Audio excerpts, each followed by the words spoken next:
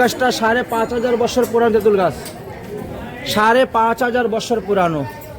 রাধারানী পায়ের মধ্যে আলতা দিয়ে সিঙ্গার করে উনি আসছেন। তেঁতুল গাছের নিচে আসার পরে ওই আলতার রং নষ্ট হয়ে গেছে তেঁতুল লেগে। তখন রাধারানী মনে দুঃখ পেয়েছে, সিঙ্গার অভিসম্পাদ দিয়েছেন যে আজকে থেকে ৮৪ কোষ ব্রজমণ্ডল বৃন্দাবনের মধ্যে তেঁতুল পাকবে না, এই জন্য তেঁতুল পাকে না। তো এই গাছটা এইভাবে অবস্থান করতেছেন। পরে আস্তে আস্তে গাছের ডাল বাড়তে বাড়তে ওই দিকে পাশের বাড়ি, ওই দিকে দেখাচ্ছে রাজবাড়ির উপরে গিয়ে তেঁতুল গাছের ডাল পড়েছে। তো রাজা বলছে, তোমার বাড়ির তেঁতুল গাছের ডাল আমার বাড়ি পড়বে কেন? ডাল কেটে দাও। ডাল কাটতে গিয়ে ডাল থেকে রক্ত বেরোতে শুরু হয়েছে, ঝরঝর করে রক্ত পড়তে শুরু হয়েছে। আর তখন রাজা বুঝতে পারলো যে এই তেঁতুল কোনো সাধারণ ব্যক্তি নয়, কোনো মুনি ঋষি তেঁতুল গাছ রূপে অবস্থান করতেছেন। তারপরে বন্ধ করে দিয়েছেন। এই ৫,৫০০ বছর পরে তেঁতুল গাছ দর্শন করো, প্রণাম করো, এই যে প্রণাম করো, পরিক্রমা করো। ইমলিতলার মাহাত্ম্য বুঝছেন? প্রাতে বৃন্দাবনে কইলা চিরঘাটে স্নান, তেঁতুল তলাতে আসিয়া করিলা বিশ্রাম। কৃষ্ণলীলা কালের এই বৃক্ষ পুরাতন, তার তরে পিরিবাদা পরম চিকন। নিকটে যমুনা বয়ে শীতল সমীর, বৃন্দাবনের শোভা দেখে যমুনার নীর। তেঁতুল তলে বসি করেন নাম সংকীর্তন, মধ্যাহ্নকালে আসি করেন অকুরে ভোজন। ৫,৫০০ বৎসর পূর্বে দাপর যুগে শ্রীকৃষ্ণ লীলা কালে এই সেই তেঁতুল তলাতে শ্রীমতী রাধারানী মহা অভিষেক হয়। মহারাস হইতে রাধারানী অন্তরিত হইলে ভগবান শ্রীকৃষ্ণ এই তেঁতুল তলে বসিয়া রাধা নাম জপ ধ্যান করেছিলেন। রাধারানীর বর্ণ এবং তৎ মনোবিষ্ট শ্রী রাধারানীকে প্রাপ্ত হওয়ার তদ্বিদ এই স্থানটি সিদ্ধপীঠ ইমলিতলা নামে অভিহিত হইয়াছে। এই বৃক্ষের পাকা তেঁতুল রাধারানীর শ্রীচরণের আলতা নষ্ট হওয়ায় শ্রীমতী রাধারানীর মনোবেতার কারণে অদ্যবীয় ৮৪ কোষ ব্রজমণ্ডলের মধ্যে তেঁতুল পাকে না। ১৯২২ খ্রিস্টবঙ্গাব্দে কার্তিক মাসের পূর্ণিমা তিথিতে শ্রীচৈতন্য মহাপ্রভু বৃন্দাবনে শুভ আগমন করেছিলেন। এই বৃক্ষতলে বসিয়া কৃষ্ণ নাম হরিনাম সংকীর্তন এবং প্রেম দান করেছিলেন। এই বৃক্ষের শাখা পার্শ্ববর্তী রাজবাড়ির উপরে পড়ায় রাজা ওই শাখা কাটায় রক্ত নির্গত হয়েছিল। এইভাবে এই ইমলিতলার মাহাত্ম্য আমরা আপনাদের নিকটে বর্ণন করলাম।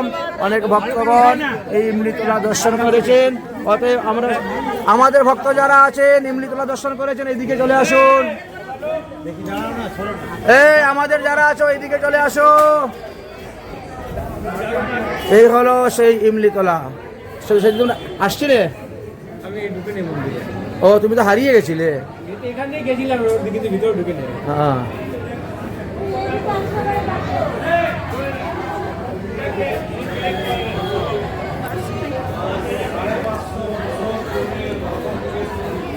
তোমার বোনকে বলো ওই রাস্তা পূজা দিয়ে হাতের ডায়রিতে বাথরুম আছে, বাথরুমটা করে আসো। আমরা দাঁড়িয়ে আসবো। আসো, বাকি সব দর্শন করো, ইমলিতলা শোভা দর্শন করো। এই দেখো, মহাপ্রভু রাজপুত কে কৃপা করেছিলেন। হ্যাঁ, এই দেখেন মহাপ্রভু বসে ভজন করতেছেন যমুনার তীরে। এই যে মহাপ্রভুর পায়ে আলতা লাগায় রং নষ্ট হওয়াতে মনোবেতাতে অভিসম্পাদ দিয়েছেন। হ্যাঁ, তুল পাকিবে না। এইদিকে আসুন। তারপরে এই দেখেন